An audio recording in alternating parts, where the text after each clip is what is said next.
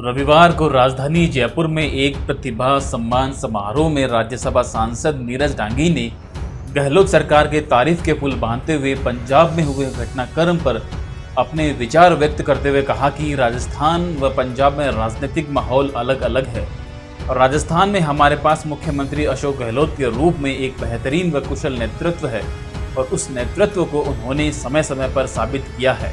देखिए, राजस्थान और पंजाब जो है वो अलग अलग सिनेरियो है। पॉलिटिकल एंगल से अगर देखते हैं, राजस्थान में एक बेहतरीन और कुशल अनुभवी नेतृत्व कांग्रेस के पास है अशोक गहलोत जी के रूप में, और उन्होंने अपने कौशल को समय समय पर साबित भी किया है। जिस तरह से राजस्थान में मेरे चुनाव को ही ले लीजिए, राज्यसभा का वो चुनाव था, भारतीय जनता पार्टी ने पूरी एड़ी चोटी का जोर लगाया कि किस तरह से नीरज डांगी के चुनाव को रोका जाए। चौथा कैंडिडेट जब उनके पास में ये राज्यसभा का जो चुनाव होता है उसका परिणाम सामने पहले से ही रहता है। ये आंकड़ों का गणित है कुल मिलाकर के। जब नंबर गेम उनके पास नहीं था, उसके बाद भी उन्होंने चौथा कैंडिडेट उतारा मैदान में, और चौथा कैंडिडेट उतारने के पीछे जो मकसद था वो साफ था, एक दलित वर्ग से आया हुआ उम्मीदवार, उसे कैसे रोका जाए, ये सोच भारतीय जनता पार्टी की थी उस चुनाव के बदले में। उसे किस तरह से निस्तेनाबूद करने का काम अशोक गहलोत जी ने किया, वो किसी से छुपा हुआ नहीं है। पूरी सरकार को दांव पे लगा दिया उन्होंने, कह दिया ना तो सरकार जाएगी और ना हमारा कैंडिडेट हारेगा। ये अशोक गहलोत जी ने उस समय साबित कर दिया था, पिछले वर्ष जब कोरोना काल चल रहा था। डांगी ने कहा कि राजस्थान में हालात सामान्य है, हमारी सरकार 2023 के चुनाव पर फोकस कर रही है। राजस्थान में चले आ रहे इस ट्रेंड को इस बार तोड़ने का प्रयास है और निश्चित रूप से वापस से कांग्रेस की सरकार 2023 में सत्ता में होगी।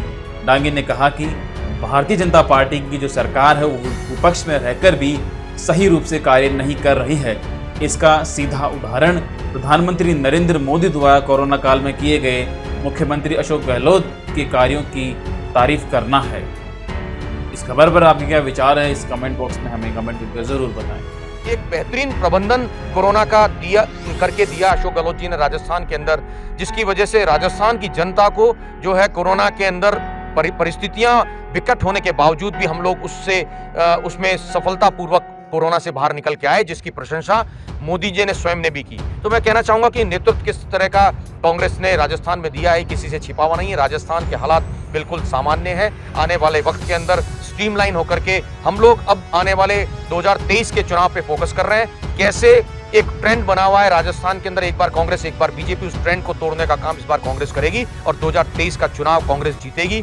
वापस से सत्तासीन राजस्थान के अंदर कांग्रेस की सरकार होगी। इस मकसद के साथ में अशोक गहलोत जी के नेतृत्व में हम लोग सब काम कर रहे हैं।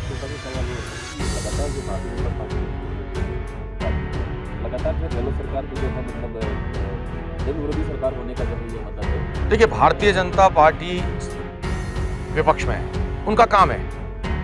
वो विपक्ष में क्या कहेंगे, वो कोई तारीफ तो करेंगे नहीं सरकार की, विरोध करेंगे। मैं ये कहना चाहता हूं कि एक सशक्त विपक्ष होना जरूरी है लोकतंत्र के लिए।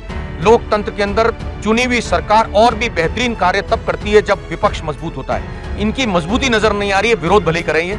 अच्छे कामों के लिए इन्हीं के शीर्ष नेतृत्व मोदी अशोक गहलोत की तारीफ कर रहे हैं। वहां अगर उस काम के लिए बुराई करते हैं तो वो किस हाशिए पे हैं, ये उनको खुद को समझने की आवश्यकता है। मैं समझता हूं कि भारतीय जनता पार्टी पूरी तरीके से नाकाम पिछली बार रही थी, इसीलिए सत्ता से वो बाहर हुए थे, और इस बार विपक्ष के नाते भी ऐसी कोई भूमिका उनकी नहीं है जिसको लेकर के आने वाले समय में जो है वोट की मांग जनता के बीच में जाकर के कर सकें।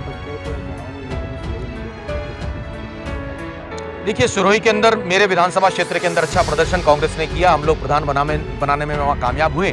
मैं समझता हूँ कि टिकट वितरण में कुछ कमियां रहीं और जिला परिषद और कुछ जगहों के पर प्रधान बनाने में नाकामयाब सिरोही के अंदर रहे हैं, ये मैं भी मानता हूँ। उस पर उन तमाम चीज़ों पर हम लोग जो है मंथन कर रहे हैं। क्या उसमें कमियां रही, उन कमियों को पूरा करने का काम आने वाले समय में करें।